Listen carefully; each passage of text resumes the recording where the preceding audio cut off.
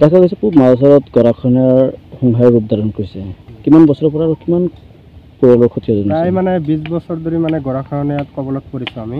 প্ৰতি বছৰে মানে গৰাখহনীয়া কবলত পৰি মানে প্ৰত্যেক বছৰ মানে 20 ঘৰ মানে গুচি যায়। এইবেলিও মানে প্ৰথম বানতে মানে 20 ঘৰ মানে উঠি গৈছে। যেনেকুৱা মানে তাণ্ডৱ সৃষ্টি কৰিছে গৰাখহনীয়াত, ইয়াৰ ফলত মানে আমাৰ লুইতপৰীয়া কলেজ আছে, ফকৰুদ্দিন আলী আহমেদ হাইস্কুল মাজৰচৰত, এইটো এটা আছে, আৰু থানা আছে, লোকেল আলুপতি মাছৰ বজাৰ আছে। এইটো মানে ভাবুকিৰ সৃষ্টি কৰিছে, মানে অতি সোনকালে যিটো ব্যৱস্থা নকৰে এইটো মানে উঠি যাব। অৱগত প্ৰতি বছৰে মানে অৱগত কৰিছোঁ, প্ৰতি বছৰে নিউজ হৈ থাকে। এতিয়ালৈকে আমাৰ জনপ্ৰতিনিধি আৰু মানে চৰকাৰৰ ফালৰ পৰা কোনো সহায় সহযোগিতা আগবঢ়োৱা নাই। আমাৰ নৱনিৰ্বাচিত সাংসদ হৈছে ৰকিবুল হুছেইন ডাঙৰীয়াও এতিয়া অহা নাই, আমাৰ ইয়াতে চাব অহা নাই। আৰু মানে আগতে যিটো আব্দুল খালেক সাংসদ আছিল, এইটো তেওঁ অহা নাই আমাৰ তাতে।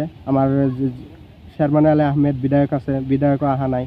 আমাৰ কোনো কাণসাৰ দিয়া নাই ইয়াতে। এতিয়া আমি মানে অনুৰোধ জনাওঁ চৰকাৰক, ডক্টৰ হিমন্ত বিশ্ব শৰ্মা আৰু এই বিভাগীয় মন্ত্ৰী পীযুষ হাজৰিকা ডাঙৰীয়াক অনুৰোধ জনাওঁ যাতে অতি সোনকালে বিজ্ঞানসন্মতি পদ্ধতিৰে তাৰমানে এখন স্থায়ী সমাধান কৰি দিয়ে, মানে যাতে আমি ঘৰ বাৰী মানে ইয়াতে থাকিব পাৰোঁ, সেইটো মানে ব্যৱস্থা কৰি দিয়ে যাতে, এইটো অনুৰোধ জনাইছোঁ। মানে আৰু ক'ব লাগে একো নাই আৰু আমাৰ এতিয়া মানে চৰকাৰে কোনো হেৰি নাই, বিধি ব্যৱস্থা নলয়। আৰু আমি আৰু ক'ব লাগে কিছু গোটাই ঘৰ চৰ ভাঙি লৈ গুচি গ'ল। এতিয়া আৰু চৰকাৰক আৰু কি ক'ম, আৰু এইগিলা আজি 15-20 বছৰে মানে হ'ল চায়ে আছোঁ, MLA মন্ত্ৰী কিমান হৈ আছে, মানে আমাৰ ফালে নাচাই কায়ো। মানে এতিয়া কলেজ চলেজ গোটাই ভাঙি লৈ যোৱাৰ সময় হৈ গৈছে, আৰু টাইম নাই আৰু।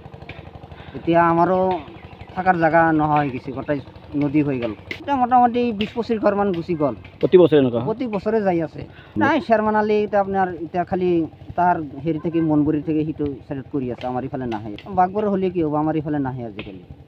আগতে এনে বজাৰত আহি খালি মিটিং টাইমত মিটিং কৰিছে খালি, আমাৰ ইফালে মানে নদী চদী নাচায়। এতিয়া আমাৰ চৰকাৰে হেমন্ত শৰ্মা এতিয়া কি কৰে, এতিয়া মানে তাকে আমি অনুৰোধ কৰি আছোঁ, যদি আমাক সহায় কৰে এইখিনিটা, গৰাখহনীয়াত যদি সহায় কৰিব পাৰে, আমি এইখিনিটা অনুৰোধ জনাই আছোঁ।